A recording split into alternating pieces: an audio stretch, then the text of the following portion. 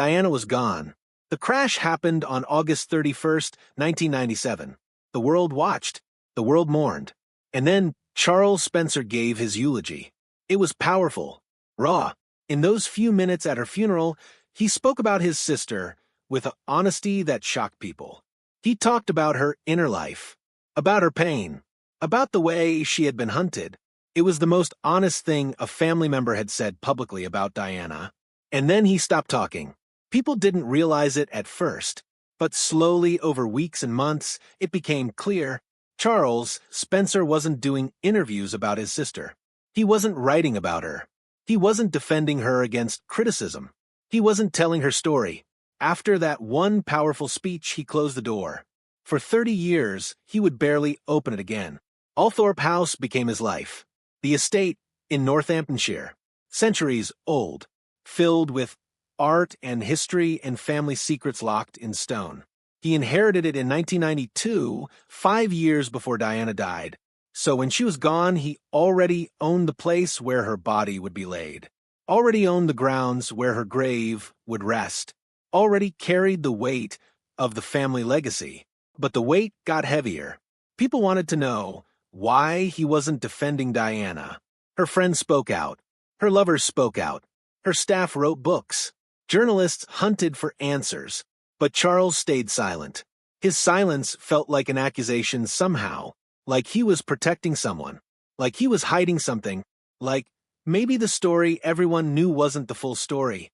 Inside Althorp, visitors came in a steady stream. Tourists, royal watchers, people who wanted to see where the princess slept as a child, where her body had rested before the funeral, where her grave now stood on an island in a lake. Charles managed all of it, gave tours sometimes, managed the shrine his sister had become, answered the questions when he had to. But about Diana herself? About what happened to her? About what he knew? That was different. Years passed. The 90s became the 2000s. Diana's memory was frozen in time, in photographs, in conspiracy theories, in the mythology the world had created around her. Books appeared. The Diana Papers. Diana, her true story. Documentaries aired. Theories spread about what really happened in that tunnel in Paris. Was it an accident? Was it something else? Did someone want her dead? Charles didn't answer these questions. He watched from Althorp while the world argued about his sister's life and death, while strangers claimed to know her better than he did, while the narrative got written and rewritten by people who had never met her. His mother was still alive then. Frances Shan Kidd. She was Diana's mother. She lived with her own grief, her own knowledge, her own version of events. Charles sometimes gave interviews where he referenced conversations with her, but never the details, never the specifics. Always protected, always safe. Friends noticed something about him during those years. A heaviness, a weight that didn't lift. He would attend events. He would sit on boards. He would work on projects at Althorp. But something was absent. Some part of him seemed locked away. Journalists who watched him over the decades noticed the pattern. After the eulogy, almost nothing. A few careful statements. A measured interview here and there. But never the confession people sensed he was holding. Never the revelation that seemed to sit just beneath the surface of every public appearance. So, you see, the question became, what was he protecting? Who was he protecting? Did he know something so damaging that silence was the only option? Or had he simply decided that some things were too private, too painful to ever share? For 3 decades, Charles Spencer carried that question around Althorp like a ghost. Visitors came to see his sister's grave. He managed the estate. He lived his life. But the silence remained. Unbroken. Unexamined. A stone wall that nobody could penetrate. And then something changed. Maybe it was time. Maybe it was age. Maybe it was realizing that the story was being told without him. That his silence itself had become a kind of story. A silence so profound it raised questions louder than any words could. Whatever the reason, the door that had been closed for 3 decades began, ever so slightly, to crack open. Althorp House is not a normal home. It's a fortress of stone and history and privilege, one of the greatest estates in England, built and rebuilt over centuries, filled with paintings that museums would envy, sculptures from famous artists, libraries full of first editions. Every room holds some piece of the family's past. Charles Spencer inherited it in 1992. He was 28 years old. Suddenly, he owned all of it. The responsibility was enormous, but it was also a sanctuary, a place where he could disappear if he needed to, where he could control who came inside, where he could manage what was seen and what was hidden. When Diana died 5 years later, Althorp became something else entirely. It became a memorial. Her body was kept there before the funeral service, and then, after everything was over, her grave was placed on an island in the middle of a lake on the grounds, an island that could only be reached by boat, a grave surrounded by water, protected, isolated, peaceful. It was also a prison. For the next 3 decades, Charles managed that grave. He managed the pilgrims who came to see it. Tourists arrived by the thousands. Royal watchers, Diana fans, people who felt like they knew her, like they owned some piece of her story. Security had to be constant. Gates had to be locked. The estate that had been a family home became, in some ways, a shrine. So, you see, Charles didn't just inherit a house. He inherited a monument to his sister. He inherited the burden of protecting her memory. He inherited the weight of being asked about her by strangers, by journalists, by people who felt entitled to his family's grief. Inside those walls, he continued his life. He had children. They grew up at Althorp, surrounded by their aunt's legacy. He worked on conservation projects. He sat on boards and committees. He gave the occasional interview about estate management, about history, about art, but never about Diana. Not in any way that revealed the complexity beneath the surface. Those close to him said something was different, something heavy. After the funeral, after that powerful eulogy, something shifted inside him. Like he had said everything he was ever going to say, like the rest was locked away, and the key had been thrown into the lake with Diana's grave. Friends would visit Althorp and sense it, a kind of weight in the rooms. Journalists who interviewed him picked up on it too.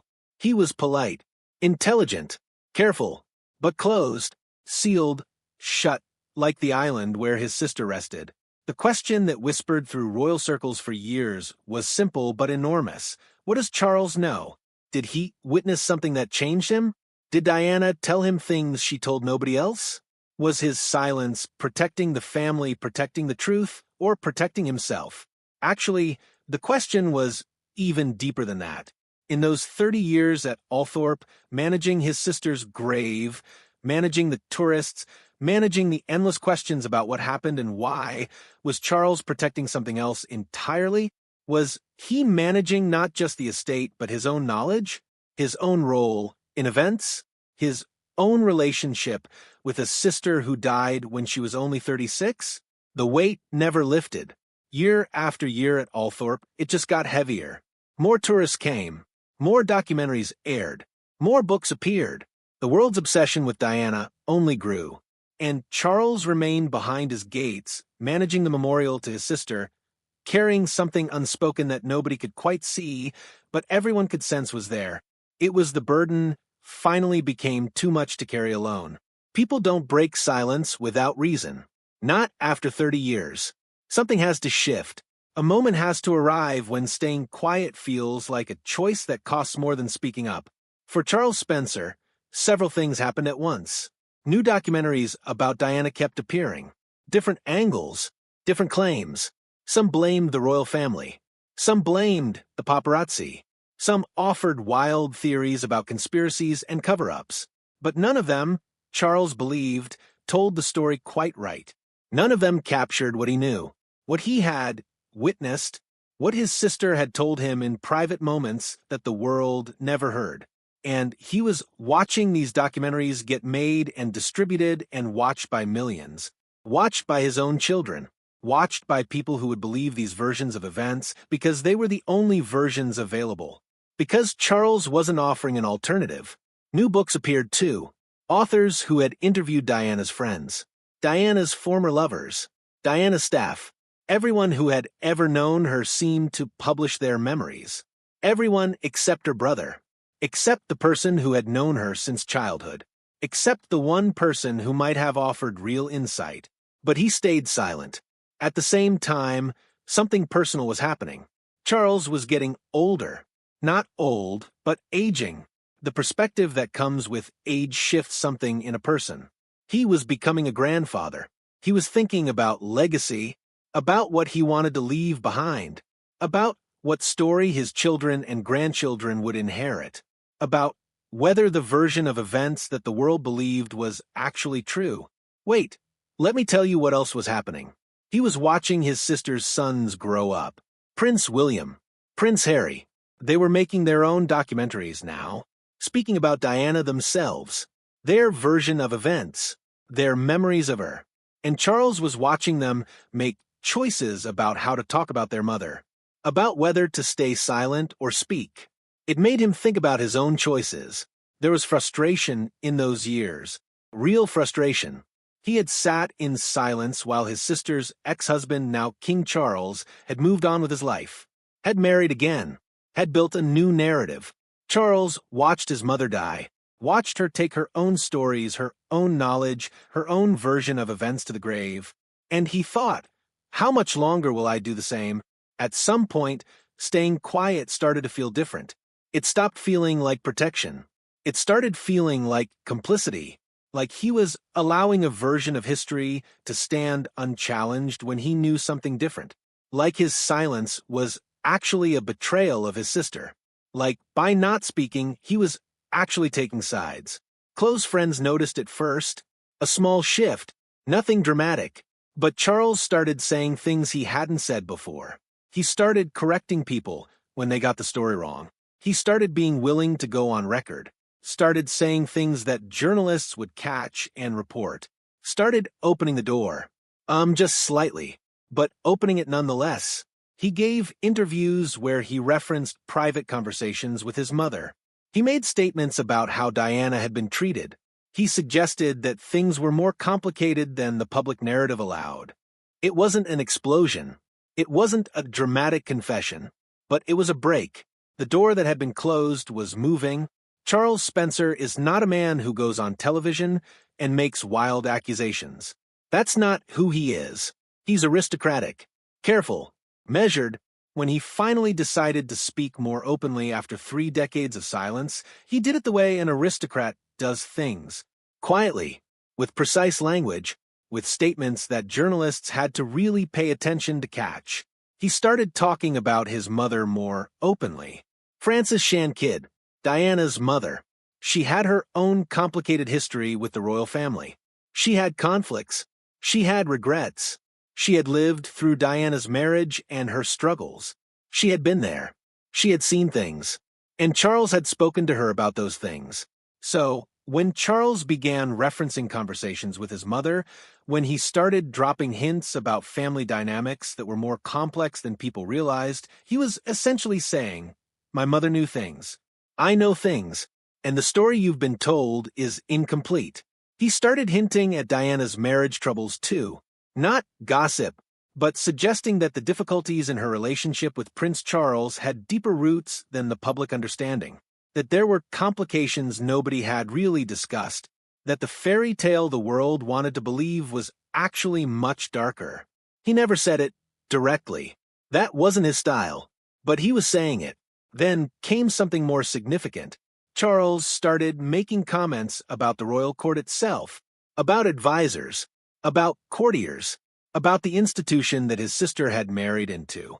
He started suggesting, very carefully, that certain people had let Diana down, that the system had failed her, that the people closest to her had not protected her the way they should have. Actually, he was suggesting something even more serious, that the royal family, the institution itself, had failed Diana in ways that went beyond the obvious, in ways that people hadn't really examined. These weren't shocking statements. They weren't attacking King Charles or specific individuals by name.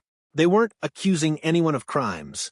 but they were breaking something that had never been broken before. The code of silence, the unwritten rule that family business stayed private, that you didn't criticize the institution publicly. Charles Spencer was breaking that rule. The media caught it immediately. Journalists who had been watching Charles Spencer for decades suddenly realized something fundamental had shifted. A door that had been locked was opening, and the person opening it was Diana's own brother, the one person whose voice actually mattered, the one person you couldn't dismiss as an outsider or a conspiracy theorist or someone with an axe to grind. In interviews, Charles started talking about systemic failures, about how institutions protect themselves, about how image management can sometimes prevent you from actually caring for people who need help, about how his sister had been caught in a system that was more interested in appearances than in her actual well-being. Each statement was measured, each one was careful, but they all pointed to something bigger, something hidden, something that had been protected for 3 decades by the silence of the one person who actually knew. The silence was broken, not all at once, but broken. Charles Spencer began making specific statements about events and people. In interviews and public appearances, he started revealing things that hadn't been public before, things he had kept inside for 3 decades, things that complicated the official narrative that everyone had accepted. He talked about how Diana was treated by the people closest to her, not in a gossipy way, in a way that suggested real harm, real neglect, real failure from people who were supposed to love her and protect her. He talked about the media intrusion too, about the hunting, about the photographs, about the paparazzi who followed her constantly. But he also suggested something more complex, that the royal family in some ways had enabled this system, that they had fed it with information and staged moments, that they had benefited from Diana's visibility even as it was destroying her. More importantly, Charles started talking about his own experience, about being left out, about not being consulted about his sister's well-being, about watching his sister suffer and feeling powerless to help because the institution controlled everything, because the people in power didn't want his input or his protection. It was personal, not angry, but definitely personal. Then came the more difficult conversations. Charles started discussing the circumstances that led to Diana's death. Not the accident itself, not the crash, but the environment that created that moment. The stress Diana was under, the isolation she felt, the constant media chase, the systems that put her in danger, the people who benefited from her vulnerability. He didn't say that King Charles caused Diana's death. He didn't say that Prince William or anyone specific killed her. But he implied something equally serious, that institutional failures and poor choices had created an environment where tragedy became possible, that people in power had allowed a situation to develop where his sister ended up dead in a car being chased by photographers. You see, the implication was devastating because it suggested that her death wasn't just a tragic accident. It was the result of systemic failures, of people choosing image over substance, of institutions protecting themselves over protecting vulnerable people. Charles also spoke about Diana's mental health struggles, not cruelly, not in a way that embarrassed her, but in a way that suggested she hadn't received the help she needed, that the royal family had minimized her suffering, that people who could have helped had chosen not to. And then there were the most sensitive revelations, details about private conversations, things Diana had told him that she told nobody else, doubts she had expressed, fears she had shared. Some of this information was brand new. Some of it contradicted what official sources had said. Some of it suggested that the official narrative about Diana, the one the royal family had largely controlled and accepted, was actually quite incomplete. It was a slow, steady unraveling of a carefully managed story. And Charles Spencer, the brother who had stayed silent for 30 years, was the one pulling the threads. For the royal family, Charles Spencer's willingness to speak created a problem they couldn't easily solve. He wasn't a disgruntled employee. They couldn't dismiss him as unreliable or motivated by money or seeking attention. He wasn't a conspiracy theorist spouting wild theories on social media. He was Diana's brother, blood, family, the keeper of Althorpe, the man who managed her grave. He had credibility in a way that nobody else could have. More than that, he had knowledge, private knowledge, things that only a family member would know, conversations with his sister, observations from childhood, moments of vulnerability that she had only shared with him, understanding of family dynamics that outsiders could never possess. He was, in many ways, the most dangerous voice to the institution because he was the most believable. The royal family's response was interesting.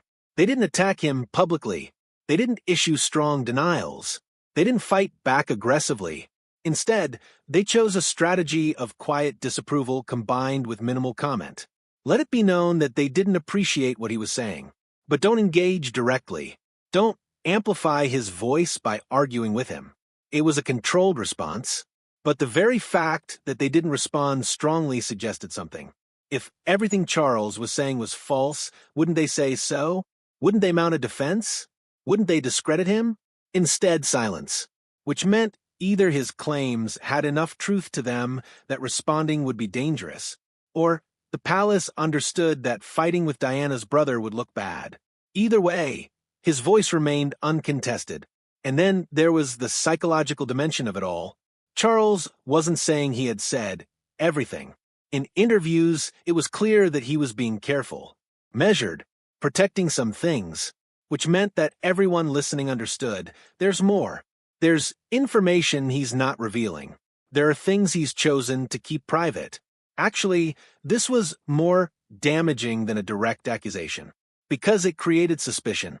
It created the sense that worse things were being protected, that if Charles Spencer spoke fully, if he revealed everything he knew, the institution would crumble, that his silence was actually merciful, that he was protecting the royal family by not saying certain things. For an institution built on control and managed narrative, this was a nightmare. They couldn't force him to stay silent anymore. They couldn't prevent him from speaking. They could only watch as he, piece by piece, began to rewrite the official story. The brother they had ignored for 3 decades had become their most serious problem.